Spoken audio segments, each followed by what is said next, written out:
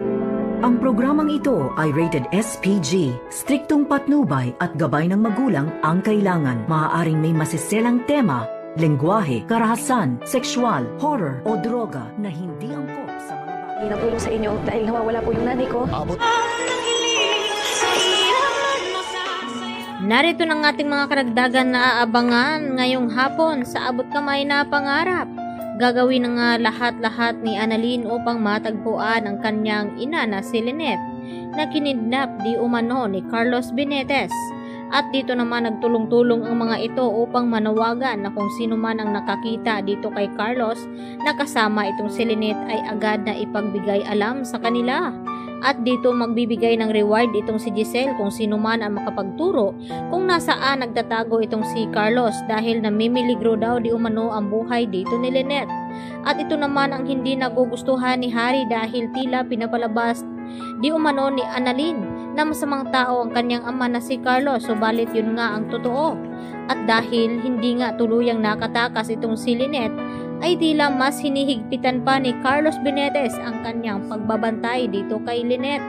At hindi niya namalayan sa hindi nga pagkain ni Lynette nang nawalan siya ng lakas at malay. Kaya agad nag-aalala itong si Lynette dito naman sa kanyang anak. Sa kabilang banda, habang nasa loob ng kwarto si Lynette ay dito naman napanood ni Carlos sa isang balita. Nananawagan nga itong si Annalyn Santos at pinapalabas na kinidnap nga itong si Lynette.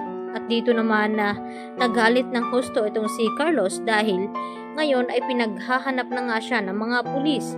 At sinimulan na rin ang pagsampa ng kaso ni Joyce laban dito kay Carlos dahil sa ginawa nito sa kanyang kaibigan.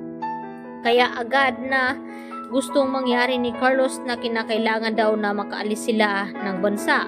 At bago sila aalis, agad na tinawagan ni Carlos itong si Harry upang papuntahin doon at ipapalakad ang kanyang mga papeles. At gusto naman linawin ni Harry dito sa kanyang ama na kung totoo ba daw di umano ang mga paratang na binibintang sa kanya.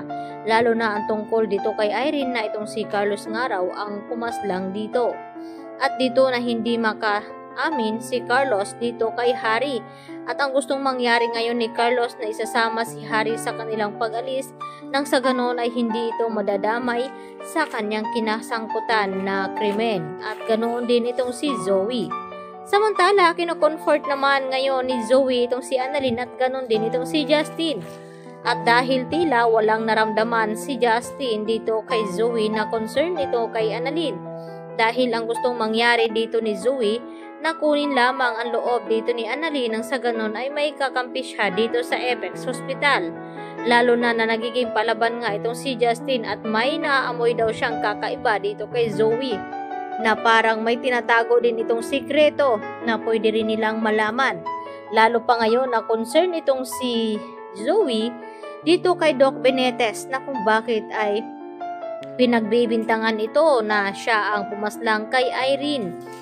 At dito na sinabi ni Justin kay Zoe na kung bakit kung sino itong mga nalilink sa kanya ay mga kriminal. Unang-una itong si Moira na ina ni Zoe at ang kasunod itong si Dax na inutusan nga ni Moira na manloob sa bahay ni Lynette. At ang pangatlo ay itong si Carlos Benetes. Baka pamilya daw ang mga ito.